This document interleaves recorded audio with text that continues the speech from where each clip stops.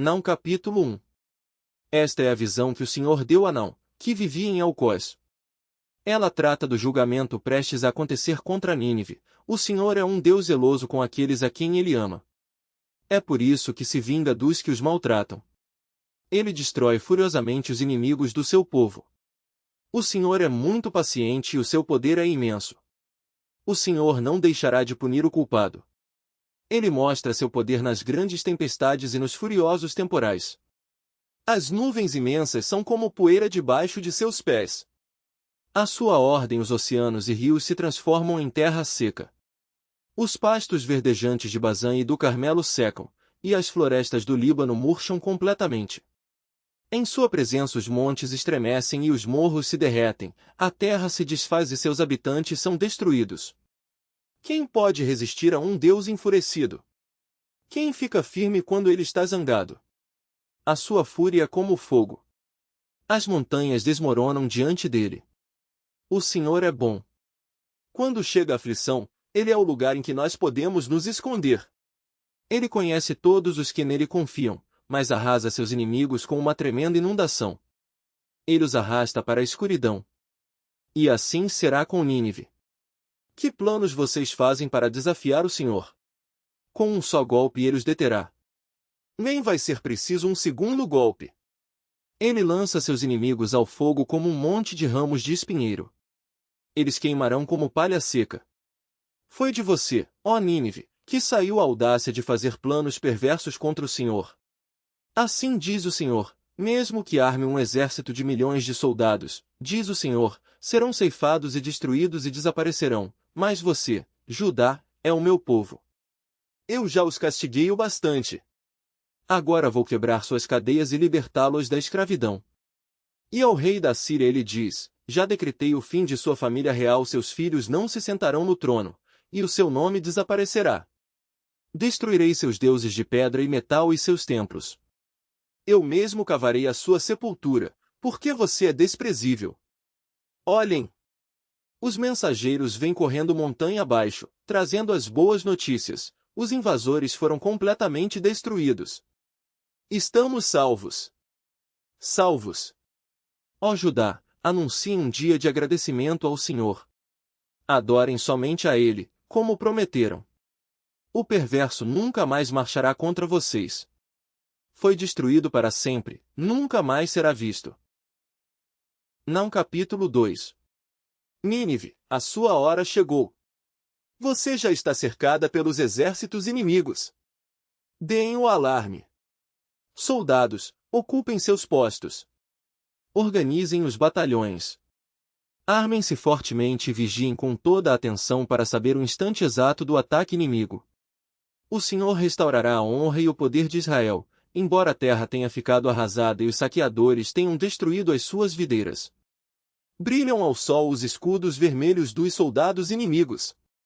Começou o ataque. Vejam, seus uniformes são vermelhos. Olhem os seus brilhantes carros de guerra avançando lado a lado, puxados por fogosos cavalos. Seus próprios carros, Nínive, correm loucamente pelas ruas e praças, rápidos como relâmpagos, brilhando como tochas. O rei, gritando, chama seus generais. De tanta pressa, eles saem tropeçando, correndo em direção aos muros para organizar a defesa. Já é tarde demais. As comportas do rio foram abertas. O inimigo entrou na cidade. O palácio entrou em pânico. A rainha de Nínive é trazida descoberta às ruas, e levada embora como escrava, com suas servas caminhando e chorando atrás dela. Ouçam! Elas gemem como pombas e batem as mãos contra o peito. Nínive é como um açude rompido. Seus soldados fogem sem lutar, ela é incapaz de detê-los. Parem! Parem, grita, mas eles continuam a fugir. Saqueiem a prata. Saqueiem o ouro. Há tesouros sem fim. A riqueza de Nínive é incalculável. Ela está repleta de objetos de valor. Nínive está destruída, deserta, desolada. Os corações se derretem de pavor. Os joelhos estremecem. O povo de Nínive assiste a tudo isso horrorizado, pálido e tremendo de medo. Onde está agora a cova dos leões, o lugar em que os filhotes eram alimentados, onde iam juntos o leão, a leoa e os filhotes sem temer. Ó Nínive, que já foi um poderoso leão! Você esmigalhava seus animais para alimentar seus filhotes e suas leoas. Você enchia as suas cavernas de presas e as suas covas de vítimas. Agora, porém, o Senhor dos Exércitos se voltou contra você.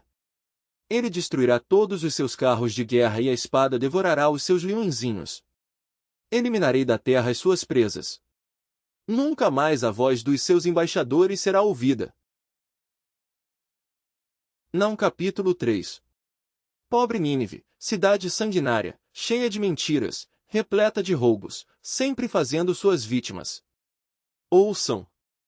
Escutem o estalar dos chicotes, o barulho dos carros de guerra avançando contra ela, o estrondo das rodas, o galope ritmado dos cascos dos cavalos, o sacudir dos carros de guerra.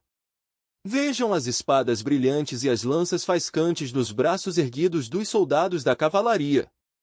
Os mortos espalhados pelo chão, os corpos, montões de cadáveres, em toda parte. Os vivos tropeçam nos mortos, levantam-se e caem novamente. Tudo isso acontece por causa do desejo insaciável da prostituta sedutora, dona de encantamentos mortais. Ela seduzia as nações com a sua beleza e depois as ensinava a adorar seus falsos deuses, enfeitiçando pessoas em toda a parte. Eu me levantei contra você, diz o Senhor dos Exércitos, agora todas as nações verão a sua nudez e aos reinos mostrarei a sua vergonha. Eu a cobrirei de sujeira e mostrarei ao mundo como você é desprezível. Todos os que virem a cidade fugirão cheios de horror, Nínive foi completamente destruída. Mas ninguém ficará triste com o que aconteceu a você. Ninguém a consolará. Por acaso você é melhor que Tebas, situada junto ao Nilo, protegida como um muro de todos os lados pelos braços do rio? A Etiópia e toda a terra do Egito eram aliados de Tebas, que podia depender delas para uma ajuda constante, bem como de Fute da Líbia. Apesar de tudo isso, Tebas foi conquistado e seus habitantes foram levados como escravos. Seus filhos foram mortos, lançados violentamente contra as pedras das ruas. Os soldados assírios tiravam a sorte para ver o destino dos nobres. Todos os líderes foram acorrentados. Nínive também vai tropeçar como um embriagado e vai se esconder do inimigo, cheia de medo. Todas as suas fortalezas cairão. Serão devoradas como os primeiros figos maduros que caem na boca dos que sacodem as árvores. Seus soldados ficarão fracos e indefesos como mulheres. Os portões de sua terra serão inteiramente abertos aos seus inimigos e o fogo devorará as suas trancas. Preparem-se para o cerco. Ajuntem água. Reforcem as fortalezas. Façam tijolos suficientes para consertar os muros. Cavem buracos, amassem o barro e coloquem massa nas formas. Mas, no meio dos preparativos, o fogo vai devorar vocês. A espada os matará. O inimigo os consumirá como os gafanhotos fazem com tudo que está à sua frente. Não há jeito de resistir, mesmo que vocês se multipliquem como gafanhotos devastadores e peregrinos. Os negociantes, tão numerosos quanto as estrelas do céu, encheram sua cidade de riquezas incontáveis, mas os seus inimigos avançam como gafanhotos devastadores e devorarão todas as riquezas e depois voarão para longe.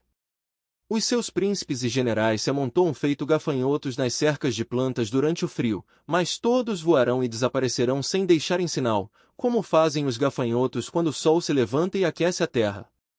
Ó rei da Assíria, os seus príncipes estão mortos no pó, e os seus nobres também morreram. Seu povo está espalhado pelos montes. Não há ninguém para reuni-los. Não há cura para sua ferida, ela é profunda demais. Todos que ouvirem o que aconteceu a você baterão palmas pela sua queda, pois onde se pode achar alguém que não tenha sofrido com a sua crueldade?